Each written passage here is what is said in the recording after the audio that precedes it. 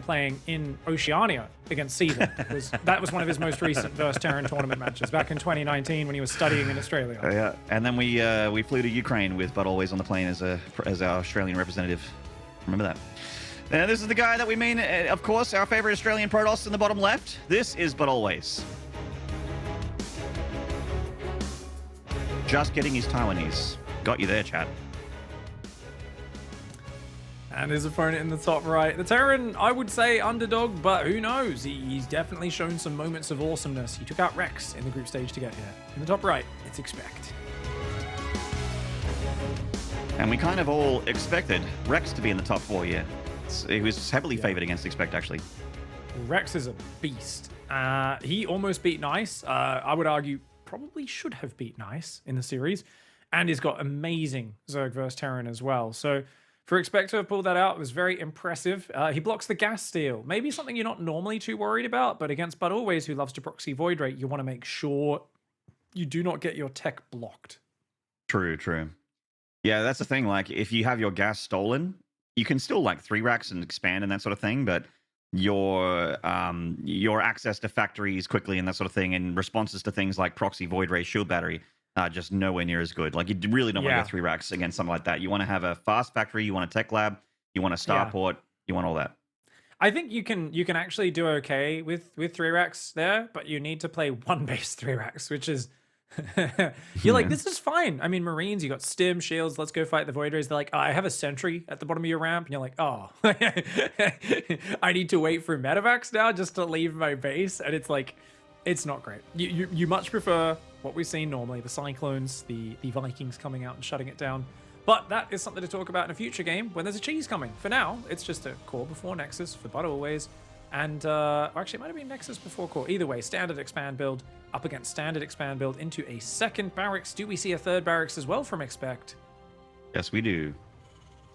All right. Got all 3 racks to start things off with. Something that Seether was, of course, doing in some of these series is very common. Very, very common right now in TVP to do this. Some Terrans even go 3 racks while taking a really fast third command center. And if we don't see a second gas from ExpecT, that might actually be the plan. A bit of an econ-focused 3 racks. Well, Stargate is always very good for scouting and getting the heads up on this style of play, so I don't mind it. I think the worst case is someone doing like a 2-gate blink robo and just not having any idea it's coming until the bio is barreling across the map and you've already committed to a third base. So this sort of scenario I think is okay. Yeah, Phoenix first. Okay, so ButAlways is going to be getting the very kind of good control-oriented unit and go straight for robo. Oh my gosh. This is kind of just funny because this is exactly what Haas did every game, but that was like a completely different ExpecT. He was doing a 1 base opening into just like Widowmine drops nonstop. So it's kind of, maybe this is just ButAlways' plan, play Phoenix Colossus. It's just he's really got to make sure he realizes what's coming across the map towards him. Yeah. Normally, if you open Stargate against 3 racks, you're kind of shooting yourself in the foot a little bit. Obviously, you could get a catch on like a stasis ward or something and catch the Marines, and that's great. But yeah, it's safe to say that like a lot of Phoenixes is not what you want against a bunch of +1 attack Marines or stim Marines, even without +1 attack. He does confirm the 3 racks though, at least. That's as long as you send this Phoenix across straight away to scout, I think it's okay, because then you can just drop a Robo Bay, go Colossus. He's got a very quick third and fourth gas, and isn't building more Phoenix right now. He's like, oh, okay, like yeah. I mean, I think you still want to get 3 Phoenix to make sure you can do some harassment. So you will add that third Phoenix in. But it's just going to be get Colossus on 2 base, maybe out of Forge there, get some upgrades, a few more gateways, and just move out to the third base. Probably like, I don't know, 5:30, maybe 6 minutes once you push this bio back. And the bio is on the move here. ButAlways is heading towards the tier 3 robo units, which would be fantastic to hold on, but he's actually supply blocked a little bit here, isn't Sano showing us? Delaying the extra large bit of the production. Phoenix just picking off a Marine there. And that natural has a shield battery up in it. So seeing no third, you'd be kind of mad to just rush up the ramp, but that's the kind of mad that would work right now. If he just clicks on the battery. I would do this. Yeah, Sim, he's gonna, yeah. I mean, he's worried there's something else there, but there's nothing else there. He scans sees. He's got to go for the battery first. Oh, YOLO. Let's go. And that Immortal's going to fall real quick. And And what do you go for next? He's just going to kill the probes. Oh my lord, that's a lot of damage, Maynard. Oh my god, yes it is. That is a ton of probes. You might even get a Phoenix on the back. Oh my god, what's happening with your Adepts, mate? Down they go. And yes, there's a Colossus on the way, but it's not here yet, which means the Marines are still in charge in the natural. This was a huge mistake from ButAlways. Playing such a greedy 1-gate build and then not even producing off that gateway. 2 Adepts at 5 minutes when a massive stim arrived. Way too greedy for ButAlways. Trying to get away with nothing just but Phoenix and an Immortal. And he gets punished super hardcore for this greed. And obviously ExpecT rallies a little bit too much there, so he loses a few Marines for free, but not the biggest of deals. He disengages, and now he knows that he's done incredible econ damage to the Protoss. He puts his third base part of the natural wall in because he's just so confident that it's not going to be denied. And the Phoenix is going to lift up the SCV, obviously, but that's just going to slow it down. It's delaying the inevitable, really. 4th and 5th barracks starting here in the natural. Returning Marines, giving some pepper on those Phoenixes. Great start for ExpecT. ButAlways does reprobe very quickly, and he's going to take a 3rd as well. So I think he can crawl back into this game. You know, he did a really good job of just chronoing probes to recover from that. But yeah, I mean, this is being on 1-gate only until after he actually scouted. There's a reason that's greedy. And once he realized he needed to rectify it, he needed to chrono not just the Immortal and the Colossus, but also his 1 gateway. And be warping in more units. If he even has 4 or 5 Adepts rather than 2 with a 3rd warping in, or a couple of Zealots would be great as well. I mean, notice that the Bio had to focus down the Battery and then the Immortal to take out, you know, the big healer and then the big damage dealer. A few unupgraded Zealots actually does fantastic in that engagement. So a bit of an oversight from ButAlways, who's now going to be playing in a position of very few units, very little meat on the ground, and just trying to kind of slowly crawl back into the game. Indeed. I mean, definitely not out of it yet. As strong as that start was for ExpecT, and he does have that supply lead and is ahead in workers against the Protoss as well, which is really a dream scenario for the Terran economically. To be, you know, a faster 3rd base, faster worker count, like bigger worker count. The Protoss normally up, you know, very common for the Protoss to be up like 10, 12 probes here if they didn't take that early game damage. And he's going to have that magic number of 3 Colossus very shortly. Yeah, and that's a really powerful set of units. But the tank Viking production's already on the way as well. So, you know, 6 Vikings, 3-4 siege tanks, 8 Vikings maybe. Colossus won't do very well then. So it's important to kind of start adding like Archons or something else. You know, some other units in here. Nice pickups with the Phoenix. That's really well done. But Scan does take out the Observer. Yeah, getting rid of, or just basically trying to keep ButAlways in the dark, take away as much map control as possible. It's very hard for ButAlways to know whether he needs these Phoenixes at home or across the map. Generally, they want to be on the map or just active. You know, sitting there with your Phoenixes, just having it hovering over your army is not what you want. Those things got to be active, they're going to be scouting, they're going to be doing damage, slowing your opponent down, potentially catching drops, and if they're not moving around, they're not going to catch nothing. It's a lot of units coming out across the map here for ExpecT. He's gathering up out front. He keeps kind of moving out a little. Now, he hasn't committed to it until now, but that is a lot of tanks and Vikings. So 2 tanks, 4 Vikings with the army, more rallying out. Phoenix, though, going to pick off some of these important units. That's going to be very useful, just picking up Marines, Marauders as they can. Coming in from behind, there's no Archons out just yet. The Observer gets scanned. A great pick off there for ExpecT. And I love him taking down the rocks. I think pushing down the middle, way better than pushing into the shield batteries on the 3rd. Yeah, ExpecT coming down towards the natural here. The tank siege up, he actually has a good shot of taking the fight against the Colossi, especially with those Vikings shocking the sky as well. Some free shots as well. Oh, the Observers are all gone now. No Observers, no vision. A Phoenix flies in and gets caught there. ButAlways has got charged, but only about 11 Zealots. He's trying to get some Archons in here. +1 attack does kick in here for ButAlways. He's going to be trying to work up enough units to break this. If he can pick up all the tanks, it'll be a huge change in this fight. He's going to pick them all up, Pig, just like you say. And a bit of micro on that Prism as well with the Colossus, but always trying to get as much value out of these units as possible. The tanks do land again and fire again. Reinforcements from the north side. The bio line definitely getting really thinned out here, which means the charge lots can kill the tanks. Is it enough to hold on? It's so close. It's so close, Maynard. Oh my god, 1 Colossus is going to get back to the shield battery and heal up. He does stop the flow of Terran for now and ExpecT. I mean, he doesn't have a 4th command center or an armory, so he's not got the crazy good late game. But ButAlways is on 56 probes on 3 days. He's like, oh my lord, he's down on upgrades. He's got a couple of Colossus out. That's it. The pair of Colossus are his power units. His Phoenix can look for something. I mean, ExpecT can both has a scary attack coming up and has more macro on the way now with the ghosts, the 4th command center starting to build, the 3 extra barracks. If he adds an armory, starts 2-2 as well, that it's like he's just going to be so far ahead in everything. I mean, ButAlways both is getting ahead economically, but I also think he can push across the map and maybe even kill ButAlways as well.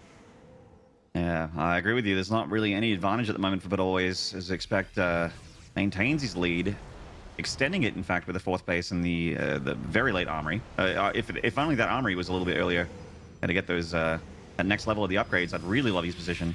No medevacs, and the 4th base is exposed as well. So actually, yeah, killing this 4th, this is a cool move. I mean, ButAlways, his economy sucks so much that I think he needs to go Disruptors, DT, some sort of comeback unit at this point. I don't think he can straight up kill ExpecT, but there's no transition for Protoss right now, and that worries me for him. It's like, you can't just keep building Phoenix and Colossi. You are being outproduced here. Storm, Disruptors, DT, something that can change the maths here, something that can scale really well, because right now it's a very basic army for the Protoss. Yeah. Honestly, a couple good EMPs would really soften the army up as well. And there's some good EMPs from ExpecT. The bio pulls back. The tanks are still alive, though. Once the Zealots go down, how does ExpecT's army get stopped by this army of the Protoss? The answer is it does not.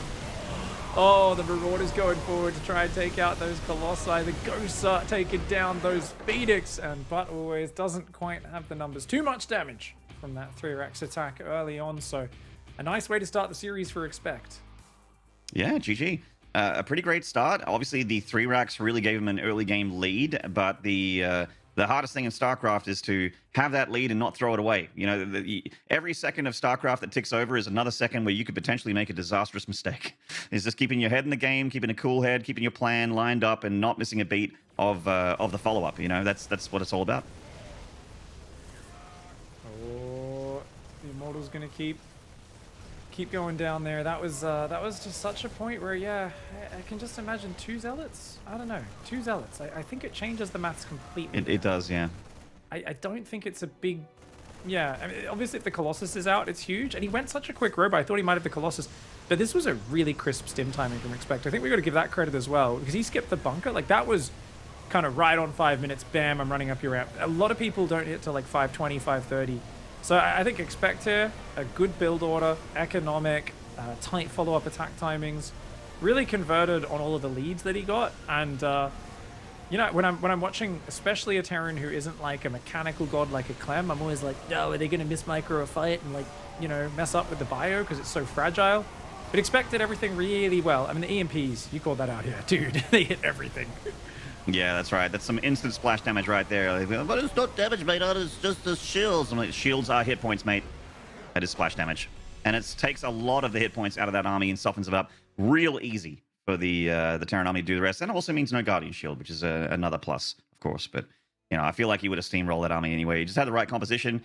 Forced ButAlways into a very awkward attack that really needed to go well. And everywhere we looked at it, we're like, if ButAlways disengages and tries to turn it into a macro game, ExpecT's got the upper hand. If he tries to engage ExpecT's got the bigger army and the better upgrades and the better composition. He had the upper hand in every single way you slice it. So Terran wins game 1. Can the Protoss win game 2, though? Let's find out after the break. Guys, don't go away. We'll see you then.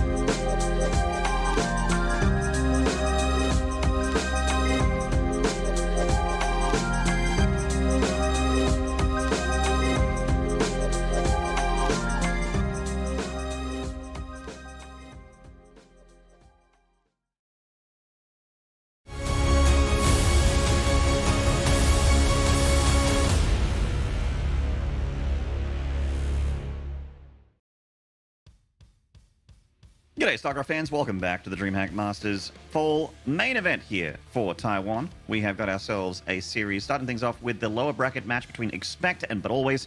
The ExpecT currently being up 1-0 here to start the series off. Do you remember what map 2 was coming up? No, I don't. I was only really focusing on the vetoes there, but yeah. Okay, Jagger. Perfect way to start it though, dude, as a Terran player. Getting such a clean advantage with the 3 racks. I mean, that kind of feels like one of me or your ladder games, right? That's how you start a good day on the ladder. It's not often you see the 3 racks just smack a bunch of damage and then follow it up like that. It's not going to be easy to repeat that, but that puts a bit of fear in ButAlways' mind. He's going to be even more like, ooh, I got to double check what's coming my way. It's a nice momentum shift. Is indeed. I've always been a fan of the 3 racks in TVP. It's just felt like I've tried a bunch of TVP builds out, and that one really felt like it was my style. You know, just you hit a timing attack. It's really easy to do. I usually like the one with the +1 with a lot more Marines rather than the Marauders. But, yeah. You know, well, it's a great way to play. You didn't want to just have free wins all day, you know what I mean? You gotta give the Protoss a chance. In the top right here, in the blue, currently down the series looking to tie it up. This is ButAlways.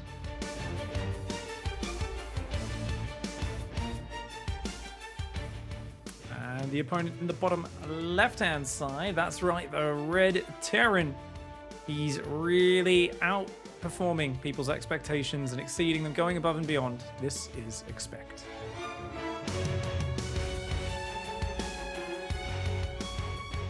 Yeah, I mean, the 3 racks is really... I'm a big fan of units that can like scale and do crazy amounts of damage without micro being involved. That's like Hell yeah. Most Australians, especially people who play with lag, as well as people who just they struggle with the multitasking, the many things going on in StarCraft, which that's all of us. If you're not like you're speaking my language, pig. You're speaking my language. That's it, man. Like this is why things like that 3-gate charge lot opening from T-Ball earlier actually appeals to me. I'm like, oh yeah, you just use charge zealots to cover a quick third. Like that's cool because you can attack with those zealots. They A move, they do good stuff. You can defend with them. You A move, they do good stuff. Like I like this sort of play. I like armies that aren't too reliant on, it's like, oh no, open up with like a Widow Mine drop and then 2 Hellions there and a Raven and then you do that. I'm like, okay, come on, buddy. I gotta have maybe one specialty unit and a lot of things that just do their job no matter what. Indeed. So we see the pretty suspicious, a sus-looking probe over here on the right side. I thought that thing was going to drop a pylon. Yeah, just wants to scout to see what's up, and it is a Marine into Reactor Factory behind it for ExpecT, so I love that he's changing it up. He got way too predictable yesterday. I've spoken about it before, speaking about it yesterday. I'm like, you gotta change it up, but he just wasn't changing it up enough. This time around, a completely different opening. Looks identical on the surface, but he goes down a very different branch, which is the Quick Factory. Usually a Widow Mine drop from here, but we'll keep our eyes on it and see what he brings out. And drop in the bunker as well. So this is the, I guess, the ultimate safety 1-1-1 here from ExpecT. It is looking very similar to his openings, or rather, the way that he likes to open in this matchup. But obviously against Haas, it was one basin. Prep still chilling on the right side there. Yeah, ButAlways does like to set up for later proxies and things like that and just kind of have that available. ButAlways is going to be, it's interesting that he's opening up Stargate Phoenix again. And it might just be like, hey, if we can shut down ExpecT's opening pressure, we feel really confident with that. I think Phoenix is a great way to play and get control over the match. And if you can get an advantage, get some Colossus out behind it. Zealot Arc on Colossus counterattack. If you've shut down their early aggression, you can really mess up a Terran's third base and just win the game with that. That's what Haas was doing a few of those to just roll over ExpecT yesterday after he got the advantage. And interestingly, ExpecT, he scans. Does he see? He does see the Stargate. That's funny. He was already going Cyclone and Viking. Yeah, so it's like blindly, almost. He just expects it. Yeah, he's like, I know ButAlways is going to go Phoenix anyway. So that's like really cool anticipation from him. Yeah. Maybe just reading the player or knowing him very well. And, I mean, one of the things about this Reaper wall-off as well, you see it on Oxide as well as a couple other maps, is that it becomes a liability if the Terran gets that close. A lot of the reason why the Protoss will take their third Nexus there is this ledge right here. Oh my god, it's like Siege Tank heaven. I feel so good if I can get to that position and just like ferry units into the main base with medevacs. Yeah, it is. It is a brutal one, man. If you can get siege tanks in like a little choke like that, where they zealots, even zerglings can't get surface area on them. My gosh, they are hard to dislodge, and could be super duper powerful. It is going to be up into Immortal and then a Colossus behind this again for ButAlways. And ExpecT, I mean, he is building a lot of tech units right now, a lot of unit production. I don't see no third CC or second and third barracks, Maynard. I mean, this feels like ExpecT is like, I will come across the map and try to deny your third. Thing is, ButAlways ain't going for a third base just yet. So I think, you know, ExpecT, Cyclones, Vikings, they're good in the early game. The bigger the fights get, the worse these units get in low numbers. Is ExpecT going to take some SCVs with him here for some bunker pushing? I'm wondering what the move out here. Like, this move out does not look super convincing to me. Yeah, okay, so he kills the Observer, but the Observer sees the move out, sees the SCVs as well. There's still no third Nexus. So ButAlways is building extra pylons. His gateway unit count is so low. Again, I guess this is a feature of ButAlways Phoenix Colossus play. He's got a Zealot, 2 Adepts, a Stalker. I mean, the Colossus is going to be out, though, so he can potentially... I mean, there's so many Vikings. The Colossus will be vulnerable. He's got to fall back to the battery to defend, I believe. I'm still not a huge fan of this move out from ExpecT. I know that obviously he can do tons of damage with this push. He's got triple Viking, which is pretty nice. He cannot fight near the battery. Yeah, you're absolutely right. Like, if he goes anywhere near the shield battery, he's going to get wiped off the map. Yeah.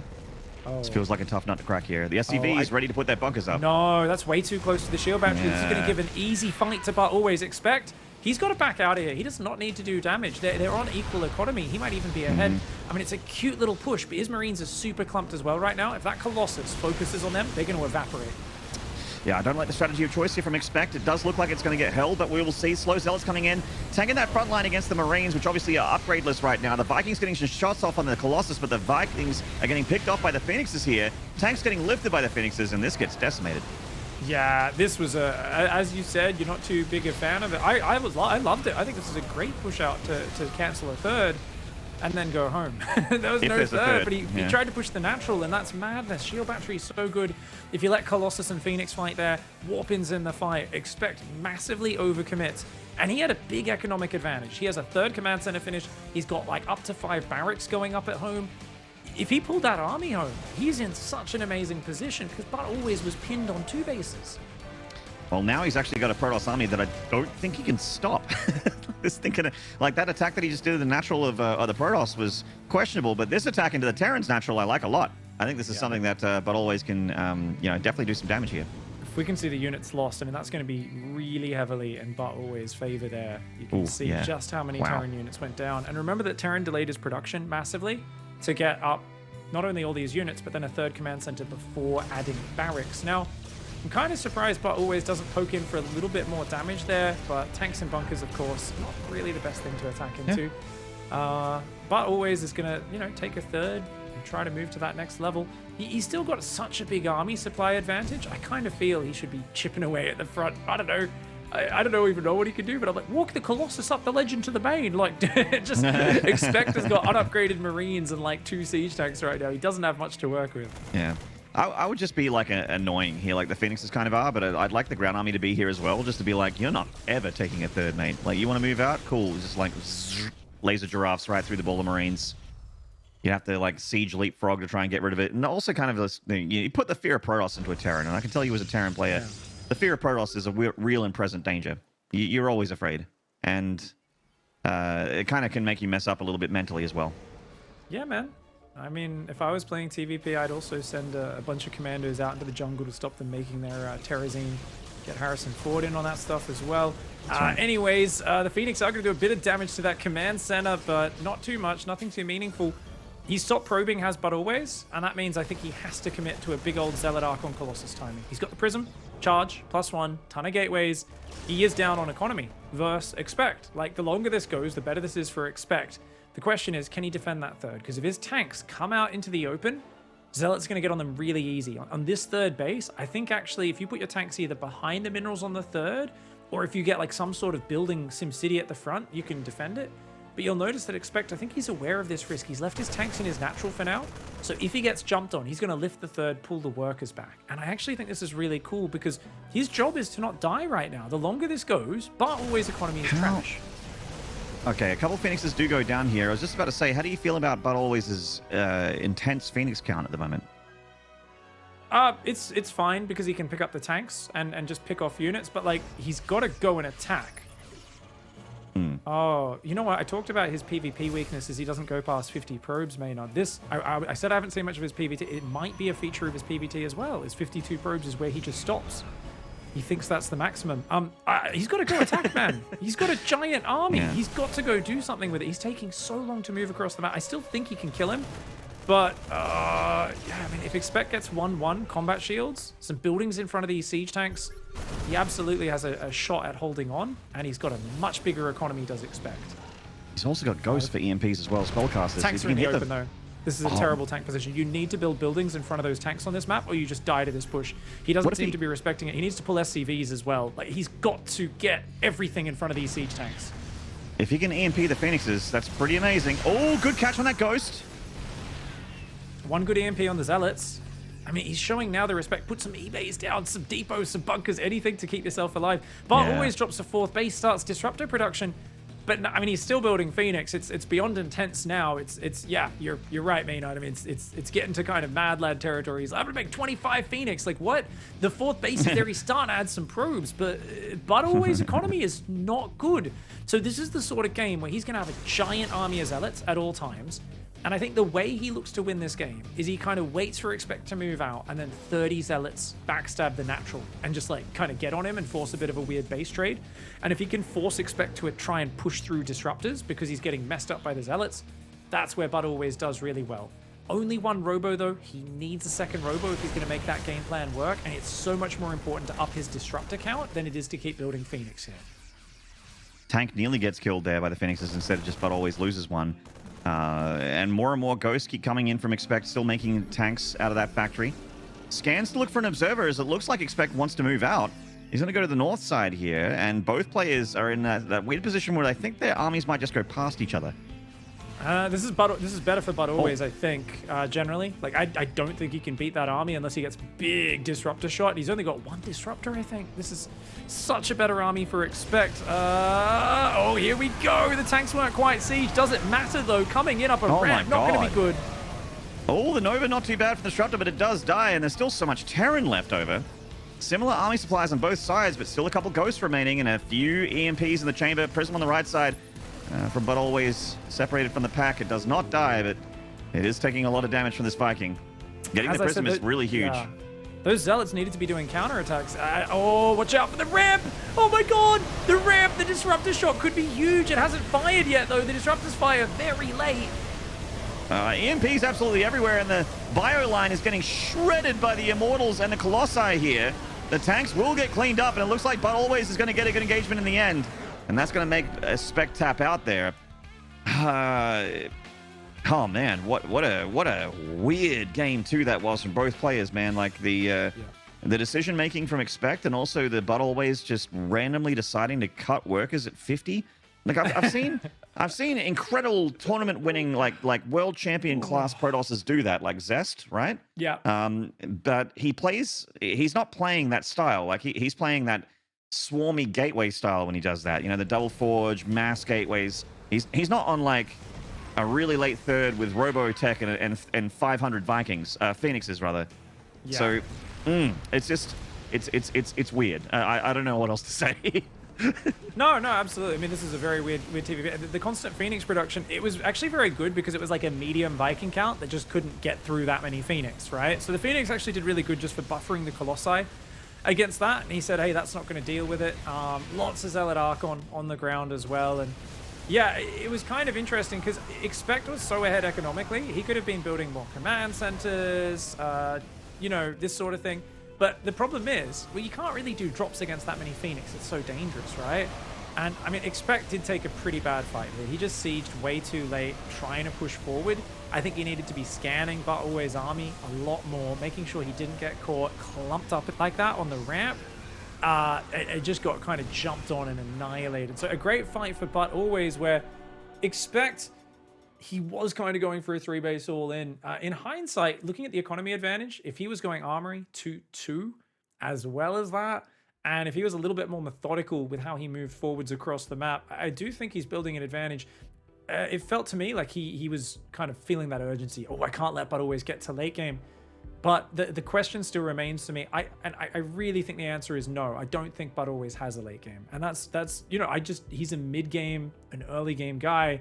He does that in all the matchups. He tried to go 55 probe carrier transition in a PvP yesterday. Like, I was like, what? You can't do that. That's not enough money. He just doesn't build a big economy. So it's dangerous to overcommit to a push against a guy like this because he embraces the battle.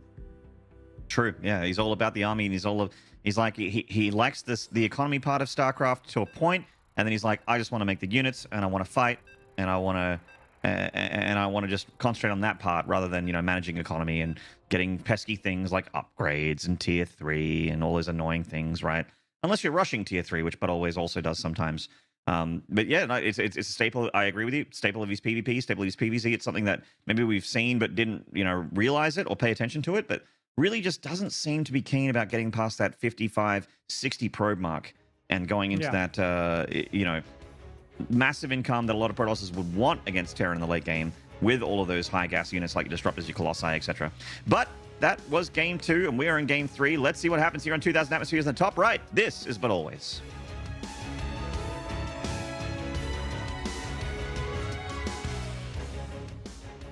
And in the bottom left-hand side, he's got some very technical pushes. Let's see what he can make of this series. In the bottom left, it's ExpecT.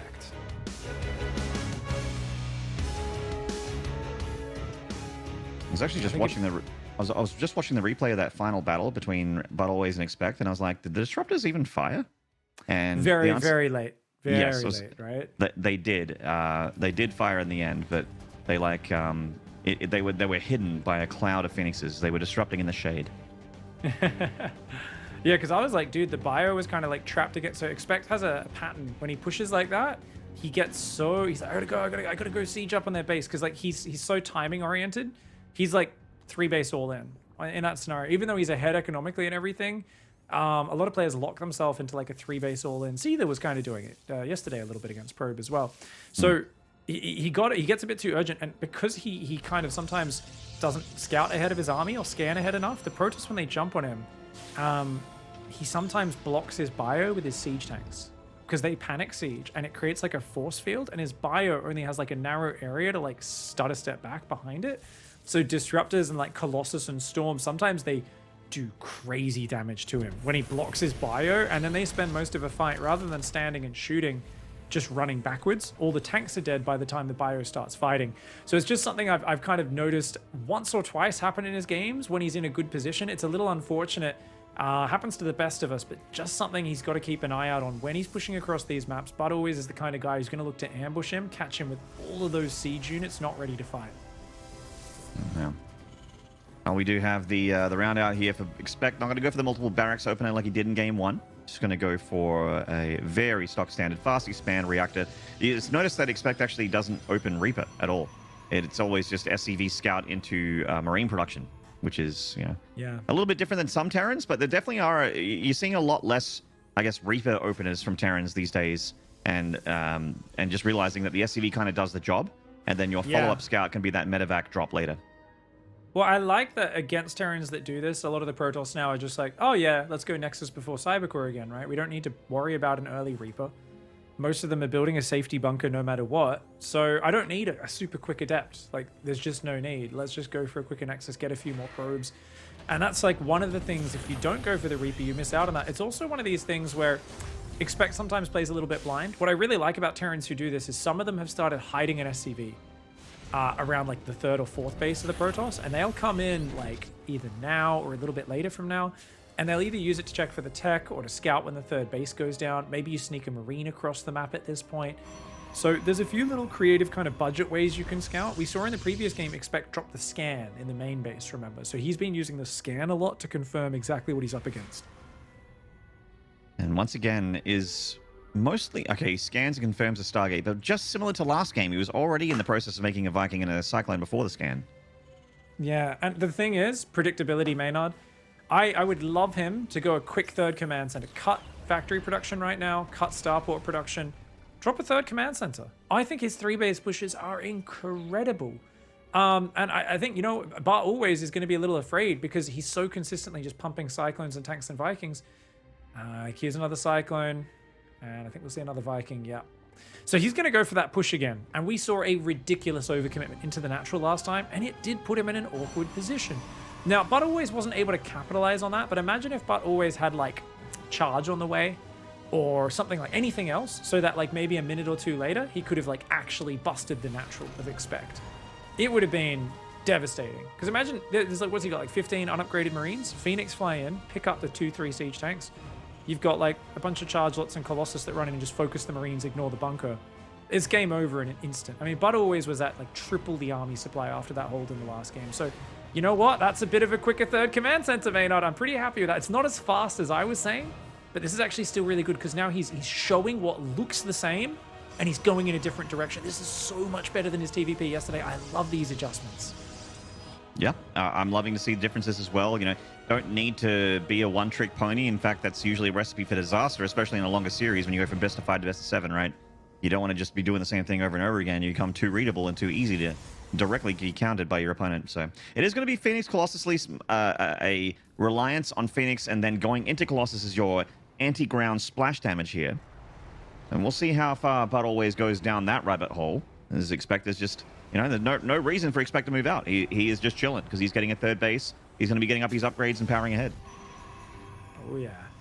Now, I wonder if it ends up in the same pattern because, like, to me, that felt like that was ButAlways' comfort zone. 27 Phoenix, a few Colossi, charge lots Archons, and 1 or 2 Disruptors. And kind of the ExpecT is so siege heavy on both tanks and sometimes Liberators in his games, but mostly tanks. Is he just going to struggle to get across the map? Is he just going to get ambushed with those bad fights over and over again? Because that might just be like ButAlways' whole plan is just stay low economy and just have a giant army.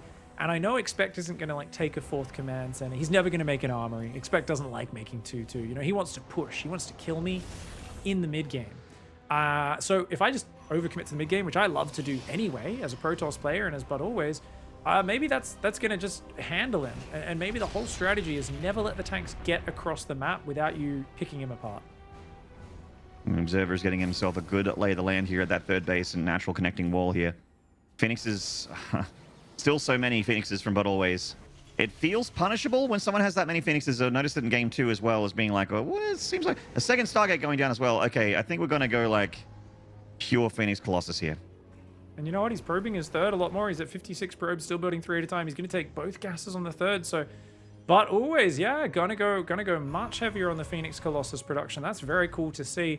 He might try to go Skytoss from there even, which would be super fascinating to watch. Phoenix picking up a few Marines and an SCV.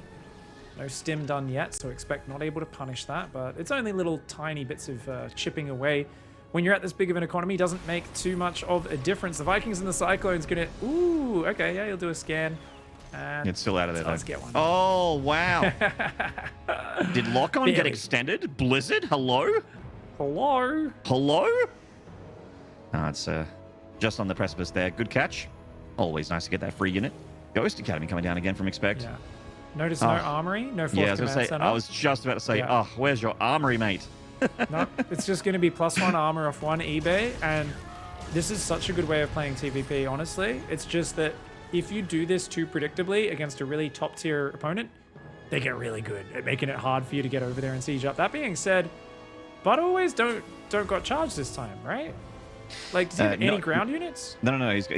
He's going pure Phoenix Colossus. Like I said, he's just going for Colossi and Phoenixes, and that's it. His ground army consists of a Zealot, an Immortal, 3 Adepts.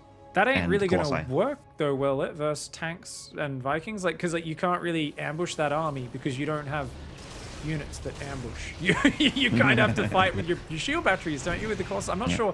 Disruptor's coming out as well. He's got a fleet beacon, so he wants to go Skytoss behind it. +1 air weapons on the way. A few Zealots, but they're just slow Zealots. It's just meat. ButAlways is just like, hey, throw some minerals in just as kind of, you know, hit point buffers, little tanky boys. And ExpecT here. Notice the upgrades, no progression. He's not even making +1 armor this time. Maynard is just bio ghosts. He's not even making Vikings or tanks right now. There we go. He's going to add a second starport. But ExpecT is going to push across this map. And these siege tanks are his Oh my god, anti-Colossus units. What the hell, Maynard? He's going to counter a tank push with Tempests? Yeah, I don't get why there's Tempest happening, and I also think that ExpecT really doesn't need to move out. But he's just... yeah. Fourth command center's on the way. Okay. He's got a second starport on the way. All right. But Tempest will outrange almost everything. Oh, Colossus! Free Colossus. Got him. Oh, the siege tanks are getting up. Obviously, these Phoenixes want to lift those tanks. They get EMP, but there's still some energy on them. They can lift up a couple here, but those volleys from the tanks annihilating what does remain on the ground, paltry though it is. Oh, the Tempest can start to pick away at this from afar. Tempests outrange tank armies. If there's not a big Viking contingent above, Tempests are amazing. If there's a big Viking squad, those Tempests are really bad. But without that being an option, oh, Disruptors on the right side. Phoenix diving in and picking up a lot of these units. Those Colossus are still healthy. They don't want to go too far. They don't want to venture too far forward. This is still neck and neck. There's not much bio left, but those tanks, I was talking about those tanks. They're a huge problem. The Tempests need to get rid of them. They certainly do, and there's only 2 right now, about to become 4. And it really feels like his anti-Tempest countermeasures aren't great in this army, though. I hope he's rallying some more Vikings over, or it's going to be very hard for him to maintain this push. Yeah, I almost want to see a pure bio switch out of ExpecT here, rather than focusing on these slow units. This push is done at this point. He's going to try to do a little bit more. I say it's done. I say it's done. I think I might have called it a bit too early. A couple of Colossus go floating up to go to the top of the ocean there. The base is going to fall. The Colossus ride to Valhalla, shiny and chrome. And another Viking shows up. One more shot on that Tempest. Doesn't quite get it, though. Dude. Oh, my God. He's going to get the tanks out as well.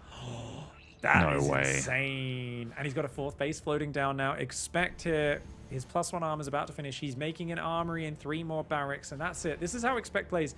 He will go to the next step, but only after he handicaps his opponent. He wants to hamstring the opponent before he goes to the macro game. So he's got great upgrades on his Ghost in terms of enhanced shockwaves. He's got Vikings pumping out at a massive rate, but he doesn't have that well upgraded bio or that much on the ground. He's still got the 4 siege tanks. His production in general is not that high, but always is building probes 3 at a time and is going to 5 bases. He's taking 2 bases at once. I mean, the supply is great for ButAlways, but he should not be building more workers right now. I can't imagine. Is his goal just to keep giving up bases wherever ExpecT pushes and expand elsewhere? That might be a valid play, because ExpecT always only pushes in one direction with this sort of army. I think maybe he heard us talking about him in the in-between match breakdown, and maybe we hurt his feelings, saying that he doesn't go past 50 workers. Yeah, well, with this sort of, he's showing he can play a Skytoss style, and when he's not going Twilight Council, not getting lots of gateways, apparently he likes a gigantic economy. Doesn't have cannons up over here just yet, though, and a push is going to come in and cancel this base one more time. ExpecT, though, just looks a little bit careful with how he's pushing, and I kind of feel like with what he's done to ButAlways and ButAlways immobility, for me, I'd love to see a swap into, kind of like, you know, the way you see like Clem and Cure play a lot, just Medevacs, bio, split push. Half the army on one side, half the army on the other. Tempest ain't going to do nothing versus that. Neither Disruptors are going to struggle. If you're pushing, you know, Doom Drop in the main and then a big push on the far left, how's he going to cover that with this? He's got 2 Colossi, a Disruptor, 2 Carriers, and a pack of Tempests. This is the most immobile army ever. But if there's one chance it has, it's holding off a frontal push by chipping away at it with a combination of Disruptors and Tempest kiting. Well, this army from the Terran is looking very powerful against what ExpecT is dealing with at the moment, which is just that big Skytoss army. The Disruptor's coming on in. Splits against the Disruptor's not too bad. A few of the Ghosts still alive here in the pack. The Viking count is gross. EMPs here on that air army. A lot of the Vikings fall, though, in that fight. He wasn't really focus firing because he was spreading versus the Disruptors. So a lot of the Vikings go down, and if you just hang here, the Carriers are gonna rebuild. The Tempests are gonna pick away at you as well. The Bio has to pull back from the Colossi, but the Colossi overstep. The Colossi overstep. The Carriers are out of Interceptors, and that was a great fight for ExpecT. He should be able to kill this base now. The Tempests can chip away at him, but that's all they're doing. The tanks are gonna take out the last Colossus. That was his last answer to the Marine rally. Yeah, I mean, when you're going Skytoss like this, you need Storm or you need Colossi, you need something, the Disruptors even, to get rid of that ball of Marines, because it's really easy otherwise for a Terran to just keep massing Marines and A-move through your Interceptors anytime they don't have a buffer to worry about. Even the Ghosts are actually not too bad in just straight A-move against Interceptors, because they have the extra hit points and their damage isn't too bad either. He's got to just click the Nexus and move away. Just kill it! Oh my god! Bleeding. could have just, yeah, he's bled out so many units in the last minutes of those Tempests. I mean, he kills a lot of probes, but a ton of probes hit in the top left. Refugee Hunters was unsuccessful in this episode, and they will continue to go back to that base. And you know what? The base is rebuilt on the right side, but always, he's like, I built 90 probes. I lost 15. Don't care. Don't care. I've got plasma shields on the way. He should be getting +3 air weapons. He's got a great carrier count. And I always worry for Vikings up against carriers. It can work out for sure. And it all comes down to, can the disruptors land on the Marines? Is there even enough Marines in here? We'll find out. I don't know, man. It's a lot of interceptors now. The Vikings are on a move at the moment. Now they're targeting fire the carrier ships here, rather than the interceptors. They're going for the heart of the problem. They got one Tempest to start this engagement off. They did get 3 or so carriers there. The Tempest left exposed on the left side. A very like weird army, though. Yeah, the 2-2 upgrades are doing it, though, with the bio there. That's adding those upgrades. He's got a 5th base behind this and ExpecT.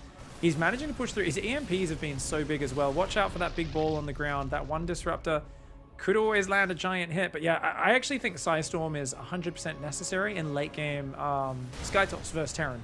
Because if you can force them into heavy Viking, there is one thing that counters it really hard, and that is Psystorm. Now, EMP obviously is great. Don't get me wrong. I'm not saying it's super reliable, but you can actually keep them in a Warp Prism, and you can do Storm Drop on the Vikings, and you can just keep your High Templar spread out. And with the combination of other units, it totally changes the dynamic of the air battle, whereas the Disruptor only works versus the ground units.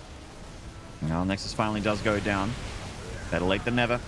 And here comes that Disruptor. Pretty much the only answer to this ball of bio here for ButAlways. A second Disruptor, his second answer to this ball of units, but it's just not getting anywhere near it.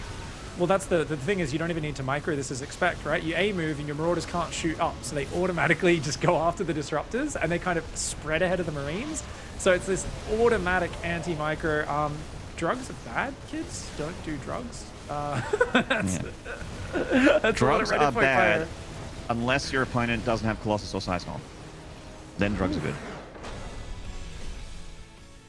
Wow, ButAlways says, shut up, Pig and Maynard. I build 1 billion probes. But unfortunately, he didn't quite pull it off there, as the heavy tank count and the Viking count, those siege units were so good against that. I kind of, like, at first I thought Tempest would be kind of genius for chipping away at it, but he didn't really have enough time to make the Tempests work.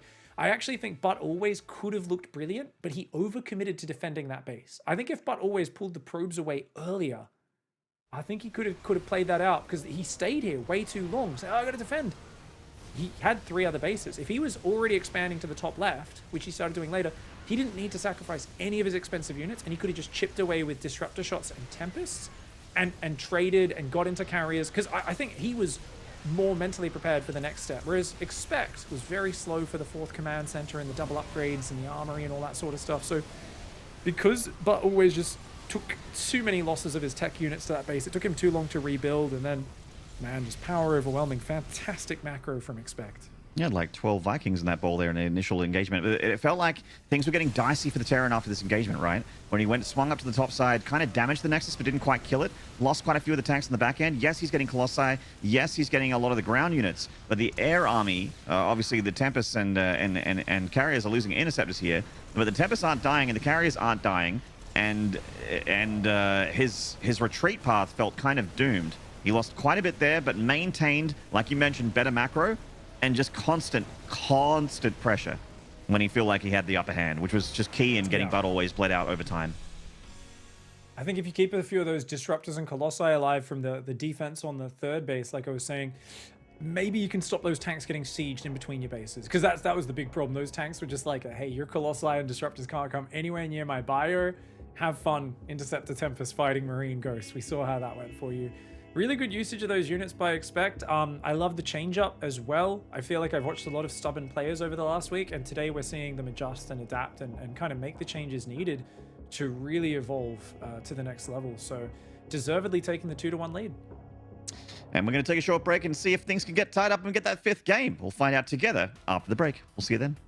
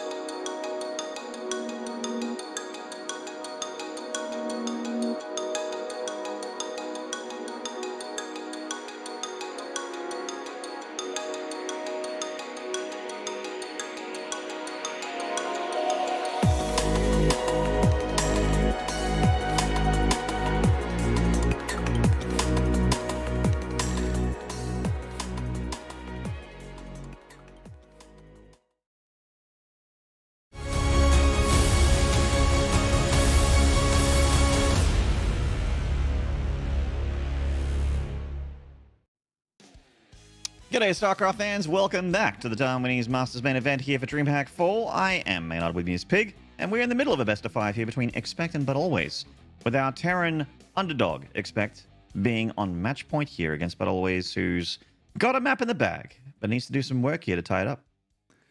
Yeah, what a bizarre turn in that game. I feel like ButAlways is continuing his pattern of saying, hey guys, you think you've seen everything 11 years into StarCraft 2? Nuh-uh. The other day it was, hey, here's me carrier rush. By the way, I'm going to build shield batteries and cannons outside your 4th base. And you're like, you can't do that 8 minutes into the game. 25 minutes of Void Rays versus Corruptors and Queens later. Oh my god, like, the man creates weirdness. And he just tried to go pure Colossus Disruptor Sky Toss on 2,000 atmospheres, and that was kind of cool. I want to see that strategy get revisited in this series just so we can see it again. Yeah, like it's one of the more frustrating army comps to fight as a Terran, right? Like it can be really, really abusive and very, very hard to deal with, but it also is kind of flimsy because it's an army that's very light when you think about it. Like even the Colossus is a big unit, it dies so fast. And the Phoenixes really need to be utilized very well as well to maintain dominance over the skies. Otherwise, the Terran can just A-move you with Bio, which is never a situation you want to get yourself in as a Protoss. In the bottom right here, currently down the series looking to tie it up, though, this is the Protoss, ButAlways.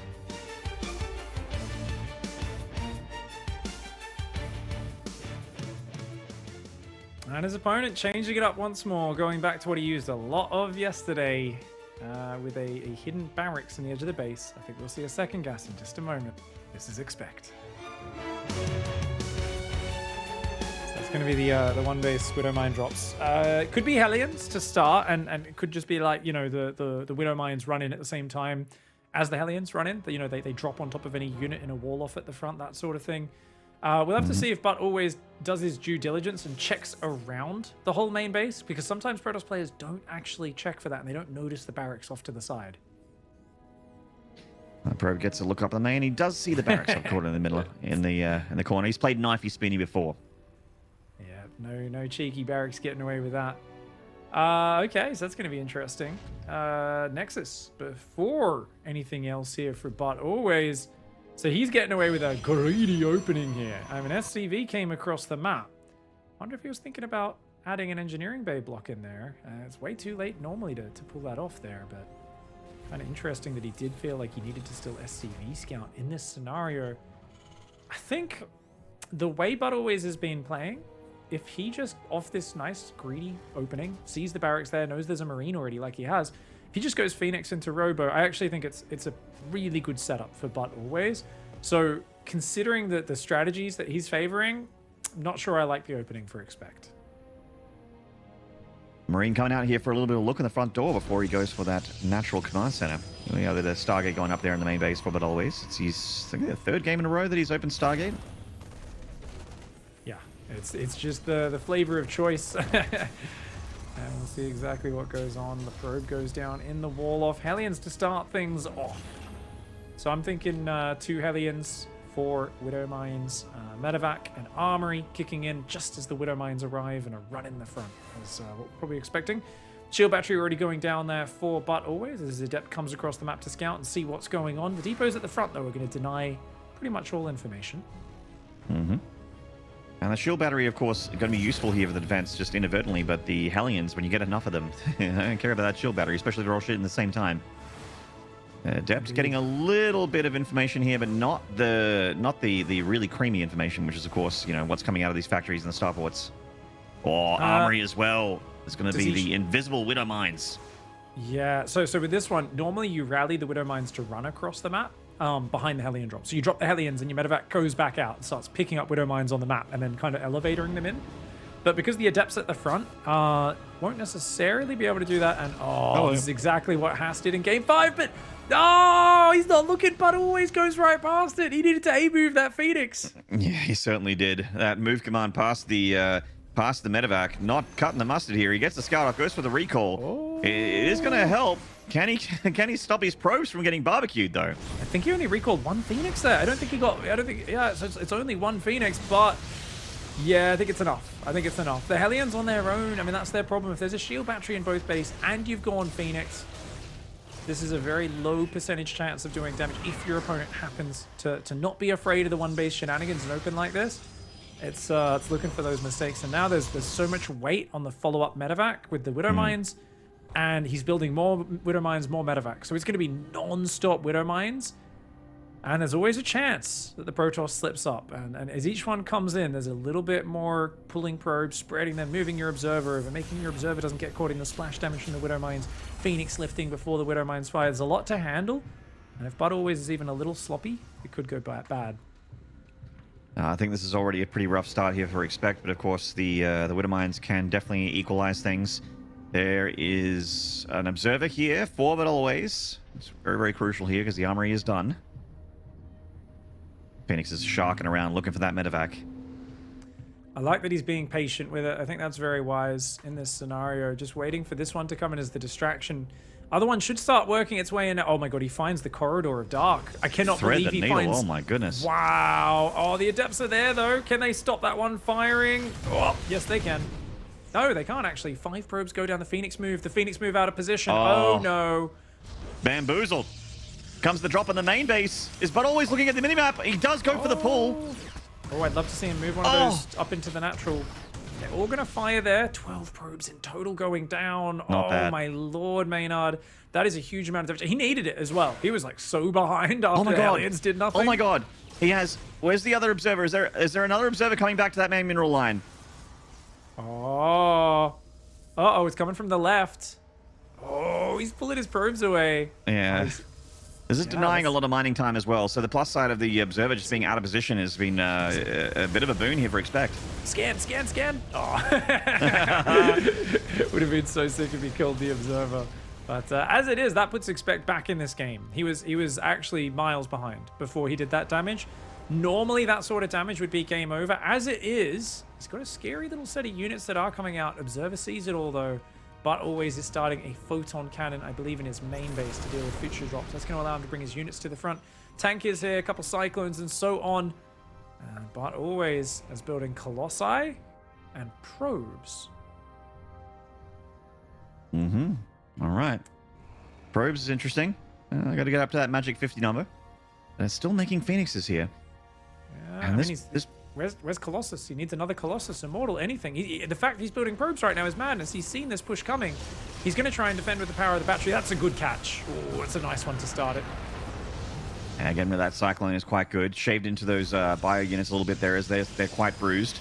But again, you're right. There's only one Colossus here, and there's 3 Vikings, which for one Colossus is fine, as long as the Phoenixes aren't a part of the problem.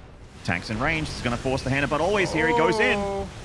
Okay, that lift will get broken in a second, but already he's got the Colossus going after the Marines with some nice focus fire. ButAlways going to tear this push apart. The Zealots, the Adept on the ground, doing really well. I say tear it apart, but actually that Colossus might get taken out when this tank lands. Yeah, the tank really needs to die here, and it does go down. There we go. So the tank goes down, second Colossus is here, and it looks like ExpecT is being deflected pretty handily after all. Yeah, nice play by ButAlways, even though he took all those probe losses. Remember, this was off the back of a fantastic start, and he says, no retreat for you, mate.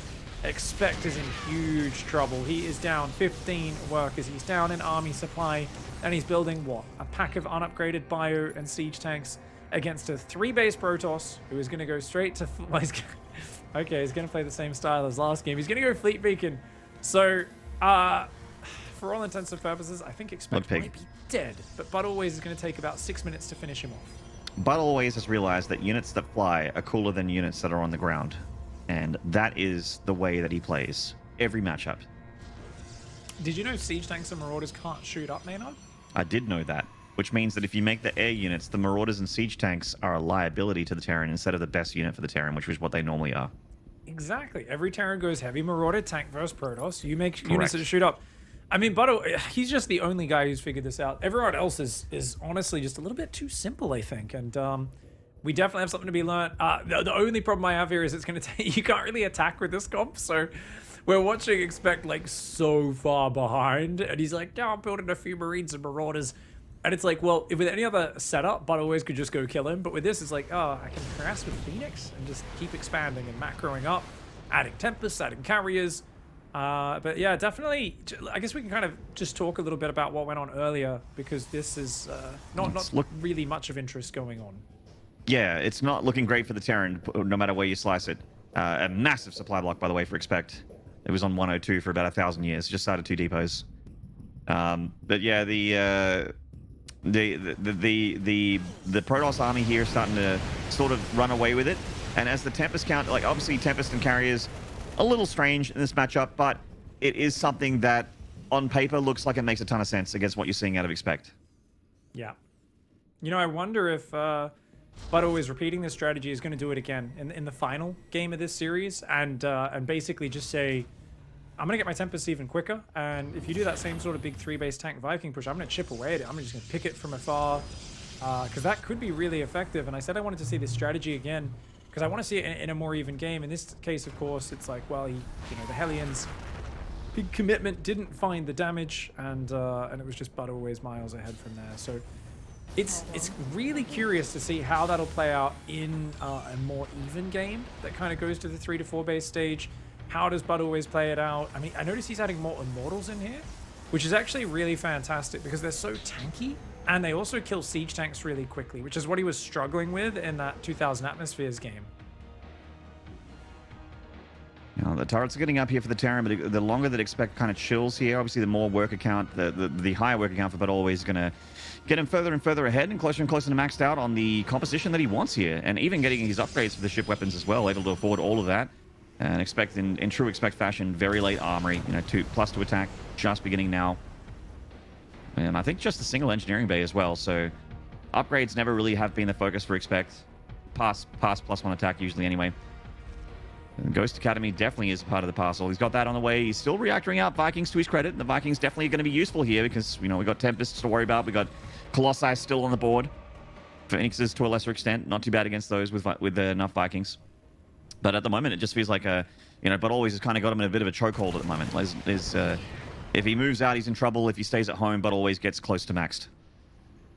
Thinking about openings for the final game, if we get there, ExpecT really, I think, needs to just break down and understand that it's always going to be Phoenix every single game. ButAlways has shown his hand. And what is the best way to play against Phoenix, really, if you know they're doing it?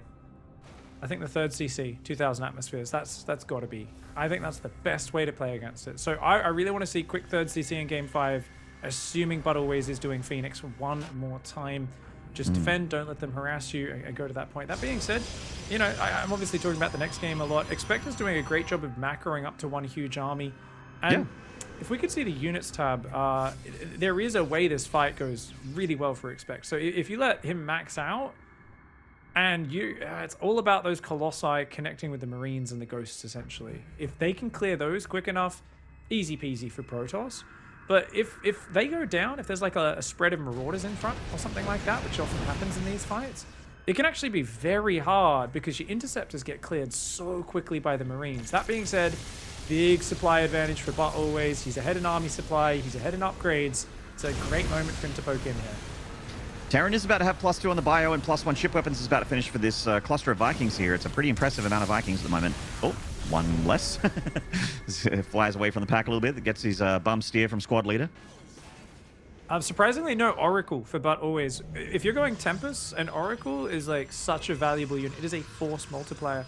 Tempests have 14 range versus air units. One of their best utilities is picking off Vikings, Medivacs, Liberators from afar.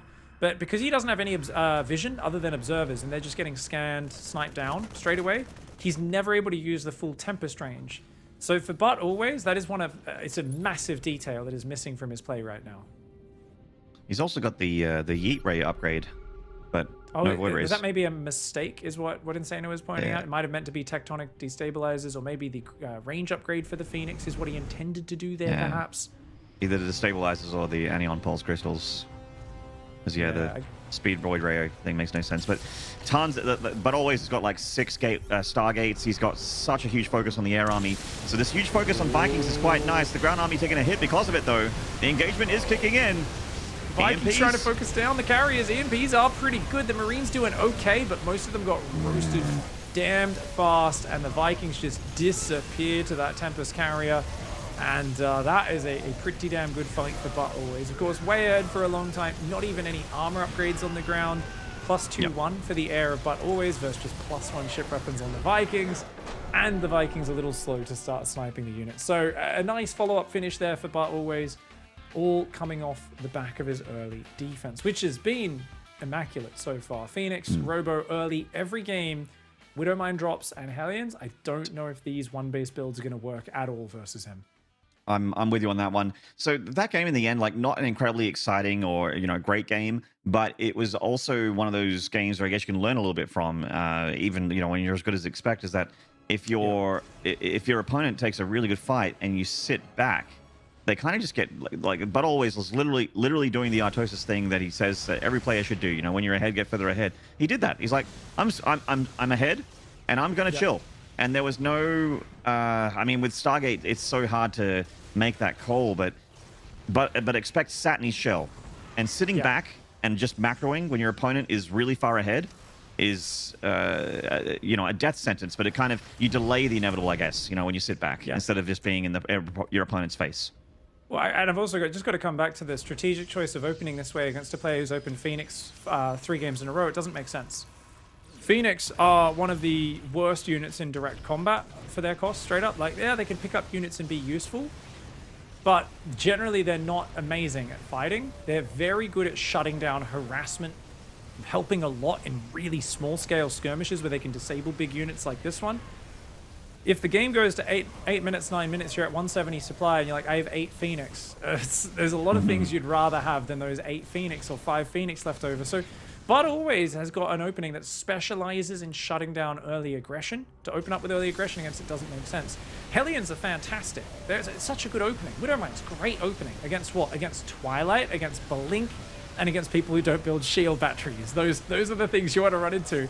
A guy who's building a shield battery in each base and opening Phoenix and a Robo for detection every game. This ain't working out at all. So ExpecT needs to play third command center to counter this Phoenix play, which is getting very predictable and repetitive. He knows what his opponent's going to do, and that maybe it's the perfect time to pull out a proxy DT and change it up completely. But he's been scanning, he's been checking the tech as well. So I really love the 2000 Atmos build, maybe even speed the third command center up even more. So I think right now we're going to that final match. It's been our 3rd series of today to go to the 5th and final game. Yeah, damn, we are getting maximum value out of these best of 5s. Every series going to the 5th game. Some of the games in this best of 5 I feel like haven't been that awesome. They kind of get decided pretty early. A lot of the games that we've had in this series, where the player that is behind, whether it be hasn't always been ExpecT, hasn't always been ButAlways. It's been they've taken turns here.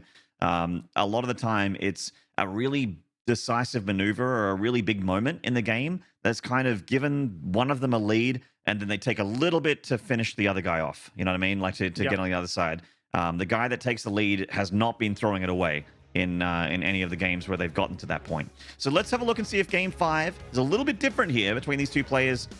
This guy has been making Stargate work for him, and he looks good doing it. In the top left here, this is ButAlways. Great map for it as well. Oh, yeah. Love to see a return to the 3 command center for this player in the bottom right. His comfort zone is in the aggression, but his opponents are countering it. Is he adaptable enough? This is ExpecT. Yeah, you don't want to be too bullheaded where you just have like I do this in TVP on this map and it works for me. You got to think about, what am I up against here? This isn't just ladder Protoss. This is ButAlways. He has a way he likes to play this matchup. Goes for the gas steal, does ButAlways, doesn't quite get it. It's so funny that he's done that every game, I think. Well, ButAlways will always gas steal you if he can. Now, he does like a proxy void ray, and it really F's you up if you get messed by that, because you just can't build the tech units. We talked about that at the start of the series, but I love that he even threatens it, because I reckon even if he was planning to play a macro game, if he could, he would take the gas just to screw with you a little bit, just to mess with your build order. That's all. ButAlways is a guy who prioritizes screwing with his opponent over everything else. And to think about like ExpecT's way that he's been playing this matchup, he has been going blindly into Viking and Cyclone, which leads me to believe that he does know this opponent. But it's the choices in the mid game. Some of the games where he's made the right choice, it looks great. But some of the games you're like, what's making him want to do this? You know, what's the sign that made him think this is a good idea? The follow up from that. It's interesting. You know, the one all in that could work off one base because of the way ButAlways is playing is against people who play this way. When they see you one base is the bunny special. It's the proxy 2 barracks out on the map. You wall off with your first barracks, and then they're like, oh yeah, you're doing like, you know, Widow Mines or Hellions, and then you just like walk out with 5 Marines from home, 6 Marines that are on the map, and you go pull the boys, Marine SCV all in at like 3 minutes into the game, and your opponent's there building a Stargate and a Phoenix, and they have like an Adept, and they just die. So that's the sort of thing where you've got to keep in mind the fact that ButAlways was defending that off the Nexus before Cybercore, almost zero respect for the one base. It's at that point in the meta where you sometimes do have to get mega cheesy if you want to bring back the strength of those one base builds to the point where your opponent's actually scared into reacting very hard early on. But because he's so confident, didn't work, and we're going back to the expand build. I think a wise choice here for ExpecT. He's got the bunker up, the orbital on the natural, the starport's going down, looking super solid. Yep. And Stargate into Phoenix here for ButAlways to the surprise of 0 people. Adept just getting a little bit of a look here, keeping the Terran honest. This is a much better map for the Skytoss Colossus Disruptor style as well. It's because your bases are so compact. Hard for the Terran to get in there. That being said, ExpecT hasn't really been doing the multi-prong to take advantage of that. He's just been frontally pushing it with Tank Viking anyway. So yeah, he's going to scan. Once again, he loves that 330 scan. Confirms what he's up against. Cross your fingers for 3cc if you're a Terran fan. I'm a fan of good games, which is why I'm super focused on wanting that. And I also wonder if ButAlways is going to be a little better with his Phoenix scouting for it. Because on the 2000 Atmos game, he didn't see the 3rd command center. So he was super afraid of the push coming across the map. And his 3rd base did get delayed a fair bit. Cyclone going to get a lock on here, but a doubt kills the Phoenix. Oh, unless it just chills. Yeah, he's out of there. And once again, ExpecT going for the multiple Cyclones here, not just the one. Yeah, he went like 440, 3rd command center. Like I was saying earlier, come on, macro, go mega macro, you know. He's always going to get 2 Cyclones and 2 Vikings because he feels that's the number where it's not just, oh, I can defend. It's I can chase the Phoenix off the map. If I catch them out of the map, they're going to die. Like they're going to get super punished. So this is an intimidating set of anti-Phoenix units that really pushes them back. And then he drops that 3rd command center. So I actually really like it from ExpecT. He's making sure he really makes ButAlways respect him. And he's going to kind of pretend he's about to push out potentially. I like this, though, from ButAlways. He's actually sitting at his 3rd, ready and waiting. The observer's here so early to clarify what's going on. And as he comes in, I think he sees that 3rd command center. Yeah. We got observer coming on in here. Ooh. Is it in range? I don't think quite. it is. Not but quite. Just barely. Never mind. Yeah. There it is. He kind of knows anyway because the Marines are in the main. So he's like, why are you not moving out? You're just sitting at home defending. Like, you would have left the base by now. So he's dropping the 3rd a bit earlier than that 2000 Atmospheres game. Colossus Phoenix production, full steam ahead. And if we check the units tab, how many gateway units are out? 2 Adepts only. So he's so light on the gateway units. Oh, and there is a push coming. It's kind of delayed. Shield battery is going down. It should be ready just in time. Looks good for ButAlways. These Phoenixes catch the tail end of this push here from ExpecT, going to the north side, heading up to 12 o'clock. It's going to be a lot of Phoenix. Phoenix are so good at holding these pushes. They can gun down the Vikings so quickly. I'd actually like him to focus on the Vikings a little bit more this time around before kind of spreading out his pickups too much. Immortals here, that's a great siege tank and anti-cyclone unit. Ooh, he wastes the 2 lock-ons, which means ExpecT has to back off for a moment. I really don't like this push from ExpecT anymore. Oh, no, not at all. Yeah, he's got to leave for sure. Yeah, if he just goes home, it's fine, though. Go home. There's so many Phoenix. Please. There's so many Phoenix. Oh, God, this is insane. Please. Okay, he's disengaging. Good Liberator. Good Liberator. Focus from ButAlways on the right side at 3rd base. That Lib gets 5 probes. Very nice. A lot of mining time as well. A lot of mining time. Look at how slow a Phoenix kills the Liberator, Maynard. The Phoenix is basically healing the Liberator. It's an air medevac, all right? Oh my God, it's going to kill. So it kills 3 more probes. ButAlways. He just had to take a chill pill, mate. Just a few more seconds. That's such a good opening for ExpecT. Look at this position. Equal workers. He's got his 3rd landed. And he kept all of his units alive. He can keep building up this unit count. And I feel like with his style, tanks are actually amazing versus this style. Even though the Phoenix can pick him off. I think Until there's carriers out, that doesn't matter. Like, you know, your tanks are going to counter Colossus and Disruptors. Other than that, you don't really have a way of dealing with those very well. Like, they're going to be able to just smash you. So I like the continued tank production from ExpecT. There was a little bit of a gap for a moment, but he's back on board with that. And ButAlways going out towards the 4th base, going for the mega macro masses of probes with this style. Yeah, Marine heading up to the north side here, and both players trying to get whatever map control they can wrestled from the opponent. There's that fleet beacon down here for ButAlways. He just loves that style, man. Like a dog with a bone. He's not going to let it go. I'm so impressed that ExpecT stayed for so long on that side of the map, because that's always that thing. I get so nervous whenever I see the top Terrans do this. I'm like, oh, you're going to die, man. But if you can intimidate a Protoss, that's often the secret to victory. Is making them scared and fear you. While you're going to the next step, you know, if you can kind of get ahead of them, it's if you sit back too much, Protoss has an easy time of it. But in this case, ExpecT forced a huge reaction. The Liberator did massive damage. His army is gigantic. He doesn't have combat shields yet. Gonna get rid of that Observer. Good spotting on that. Marauders, Marines, tanks, Vikings. It's the 3-base push coming again. He's got a 4th command center behind it. But I think as long as he cancels this 4th base, ExpecT can absolutely progress to the next stage. Tempests are on the way, but they're not ready for this push. This is an absolute repeat of 2,000 Atmos. And I don't know if ExpecT is, I don't know if ButAlways has got anything different. Can he really deal with this? He doesn't have any Immortals under there that I can see. There's shield batteries. I don't know if that's enough. That's a lot of tanks. Oh, one of them gets lifted. The other one is still taking those shots off here on the ground army. Those sentries are going to melt like a hot knife through butter there. The Colossi getting zoned back. This position for the Terran really great. That terrain is so important here for ExpecT's push. Keeping the Protoss army in this tiny little funnel that he's made for himself with the shield batteries and the destructible rocks. Pull the Marines back. Yeah, Marines behind the Marauders, and they can kill the Phoenix so fast. Your lifts ain't worth much when there's a pack of Marines backing up those siege tanks. The Colossus and the Phoenix getting pushed back, but always does not have the support for this. He needs disruptors, and he does give up the base a little bit quicker. So wise decision that he failed to make, and that's what lost him 2,000 atmospheres. This time around, he makes the adjustment. He gives it up. He should expand, I think, to that high ground rich gas base or somewhere else on the map. He's still building these really good air units. His Tempests are going to try and chip from afar. It's just a very complicated unit set to micro, because remember, he doesn't have oracles for tagging, so he can't use the maximum range of those Tempests. Exactly. Yeah, the Tempests have got that extra range. Like, there's a 14 range against air units, but without the, they don't have 14 vision. It's their problem. So the Oracle comes on in.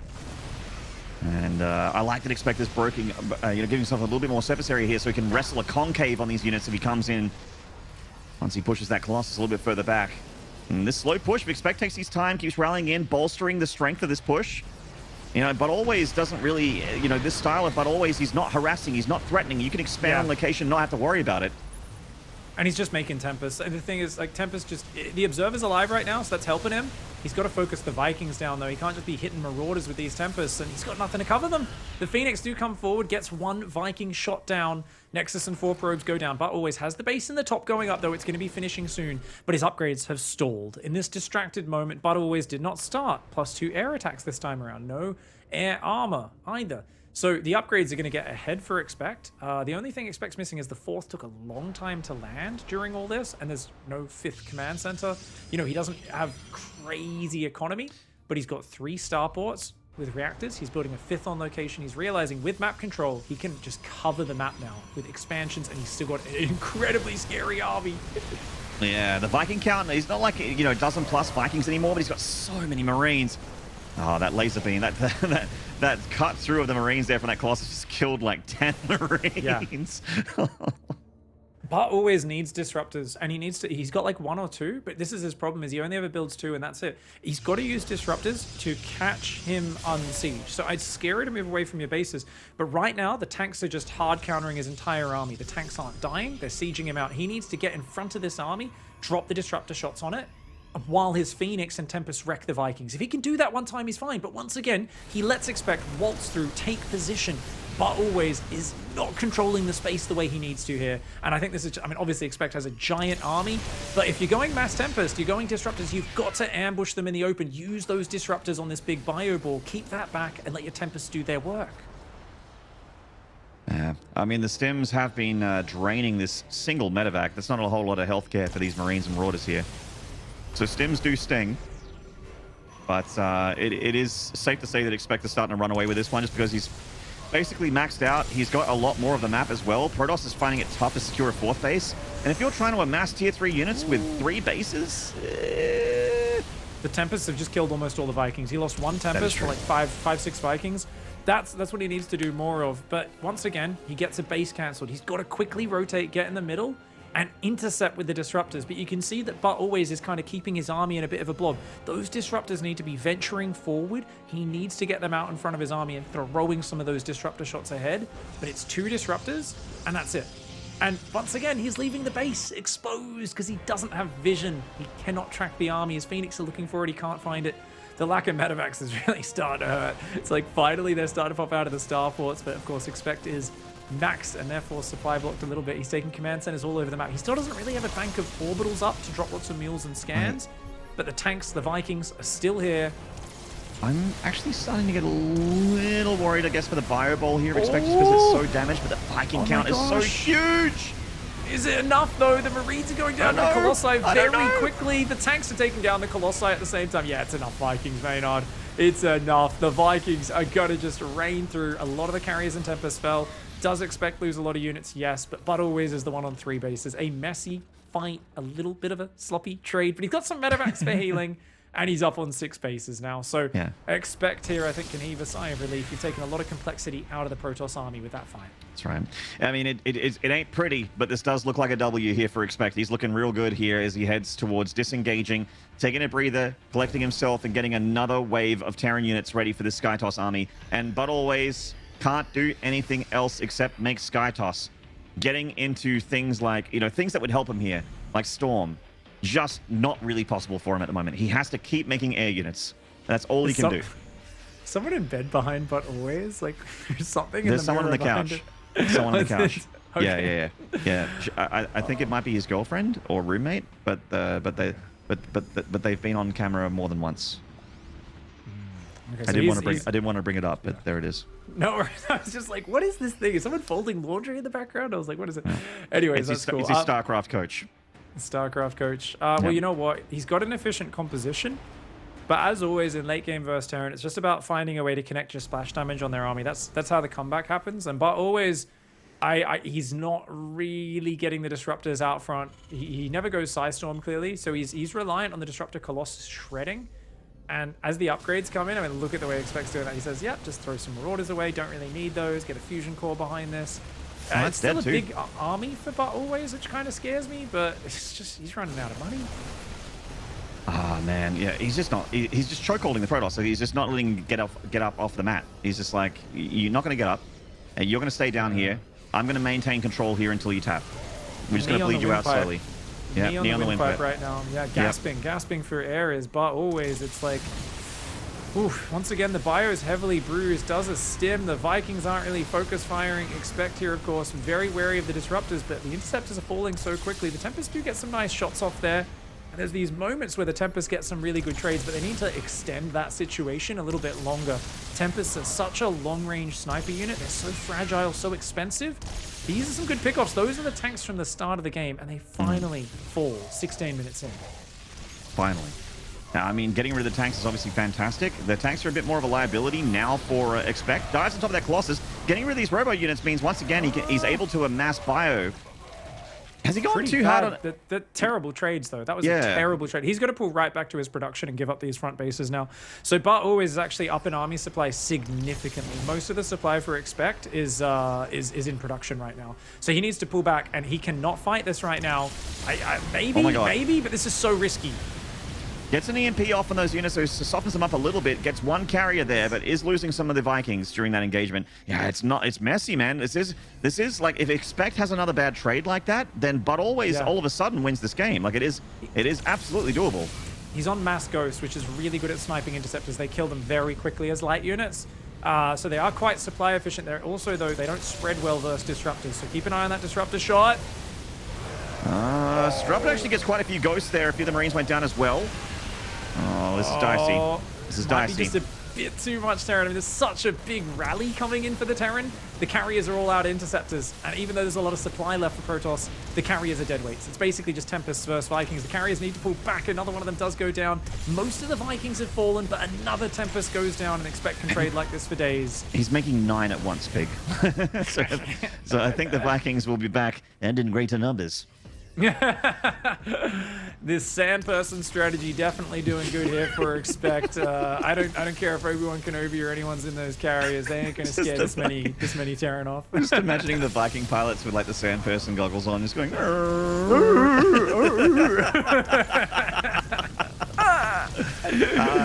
It's late here. We're tired. All right. So, so you're absolutely right with the front bases being a liability for ExpecT. They're going to go down, but as long as he's patient, maintains, basically just waits to be maxed again. ButAlways is not going to be able to keep up with him punch for punch as far as the economy is concerned. His macro engine's not as powerful. Disruptor's coming in. Oh, good split there on the bottom side, and looks like it took a little bit of doing, but we got there. Oh, I mean, it's stressful to play against this composition. You don't get many reps against SkyToss Disruptor, but he showed he knew how to dismantle it. GG. And ExpecT. He gets it, man. 3-2 after